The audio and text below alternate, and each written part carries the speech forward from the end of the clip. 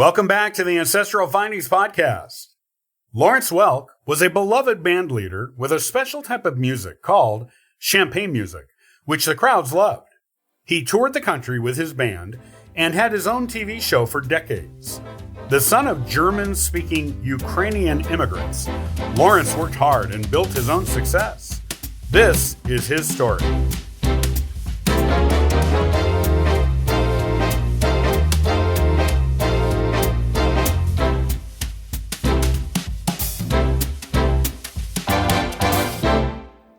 The Welk family ended up in Ukraine in 1808, when Lawrence's paternal great-great-grandparents, Moritz and Magdalena Welk, moved there from the German-speaking area of Alsace-Lorraine.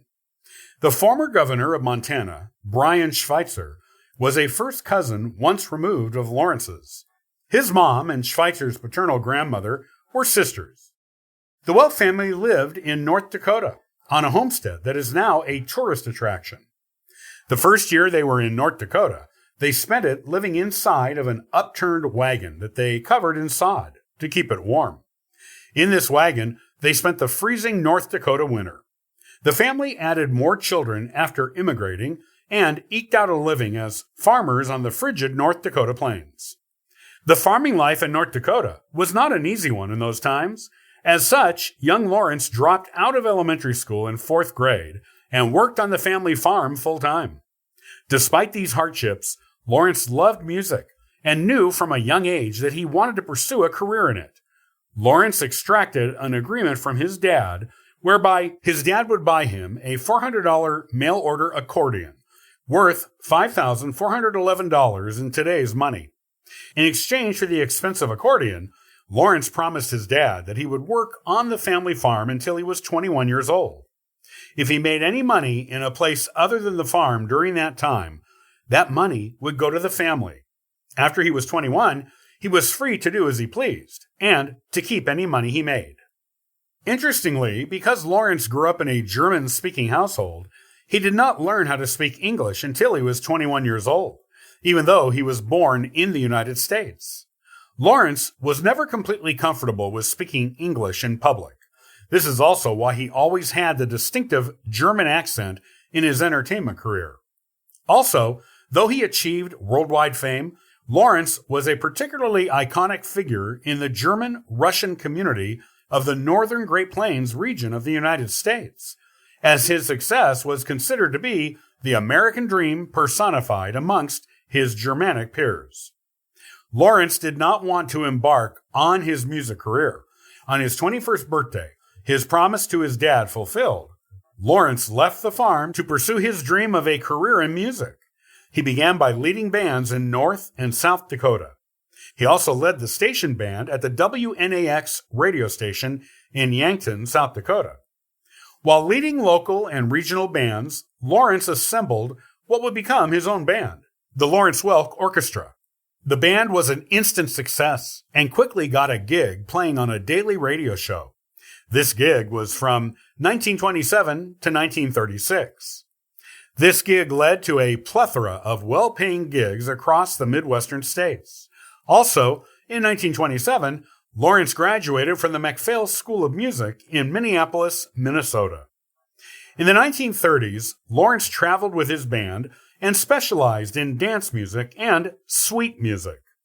Sweet music was a subgenre of jazz and was distinguished by its light, melodic tunes, which were different from the rhythmic and loud bands of traditional jazz at the time.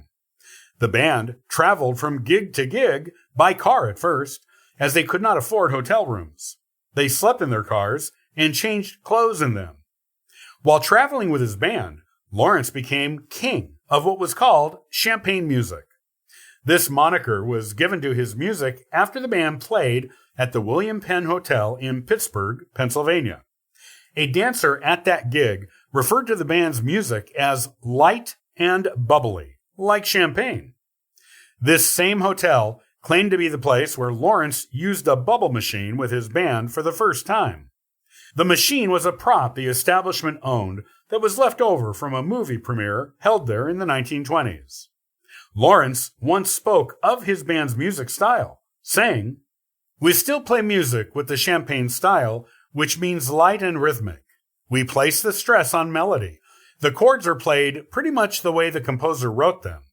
We play with a steady beat so dancers can follow it. The champaign music became Lawrence's hallmark, and his fame in this area of music led to him being given his own television show, one that aired for decades.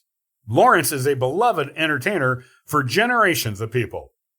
As for his personal life, Lawrence married in 1931 to Fern Renner, with whom he had 3 children, and eventually many, many grandchildren and great-grandchildren.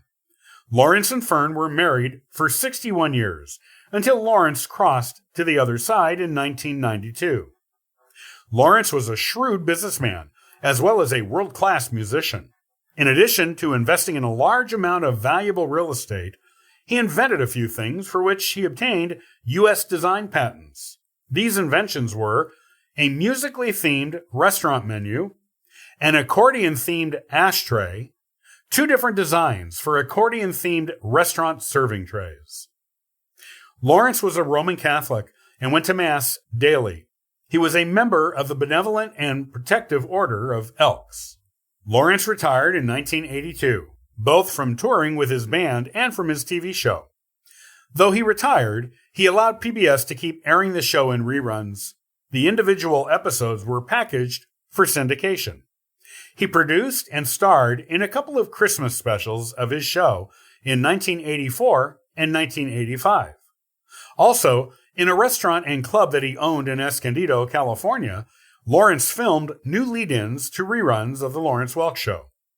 Other regular performers on his show filmed their own lead-ins over the years, and the show still airs in reruns with these lead-ins on PBS today. Lawrence crossed to the other side due to pneumonia in 1992 and was buried in the Holy Cross Cemetery in Culver City, California. He was 89 years old and was surrounded by his family and friends in the apartment he shared with his wife when he crossed. He is still beloved today by millions around the planet.